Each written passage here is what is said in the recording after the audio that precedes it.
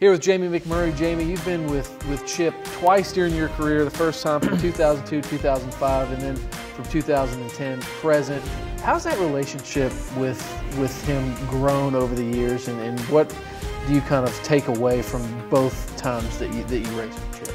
Well, it's been a lot different since I came back. My first 3 or 4 years with Chip, I wasn't near as close with him as I was from 2010 on. In 2010, we had such an amazing year, and Chip, honestly, even though he's you know, my boss or my car owner, he's a really good friend of mine. And most of the time when I call him on the phone, or if he calls me, we do very little talking about racing. It's more of a friendship conversation than, you know, owner or boss. Well, you mentioned the big races, Daytona 500, Brickyard 400, Rolex 24. Rank those in order of kind of your personal, I guess, hierarchy of what's more important to you. I mean, it's hard to do that, right? Because those are all really important races. I think any driver would want to win, but for me as a kid, the Daytona 500 was always a race that you wanted to win. That's the race that I remember since winning that.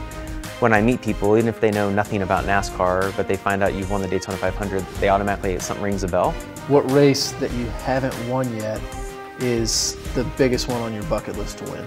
Well, I would like to win at Bristol. I think that's such a cool racetrack, and especially with how close the fans are and how many people they put in there. Bristol would be pretty special. I think a road course win would be pretty awesome, because you only get 2 shots a year at that. And then Martinsville is always one that kind of stuck out. All right, let's switch our focus to playoffs. Last time we talked, you said you thought you had to win to make it in there. How far away are you guys from getting to victory lane and or pointing your way to that cut line?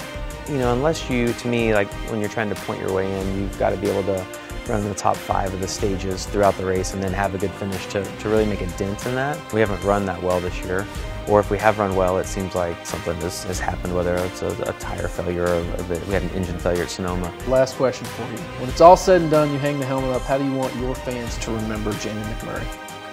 I don't know. I think just whatever. I don't know that. I don't have an opinion of what I want them to remember me by. I'm curious to find out what that is. It's always interesting to meet people and see why they became a fan of yours, or what they remember you by. And so, yeah, I'm curious to find out what that is one day.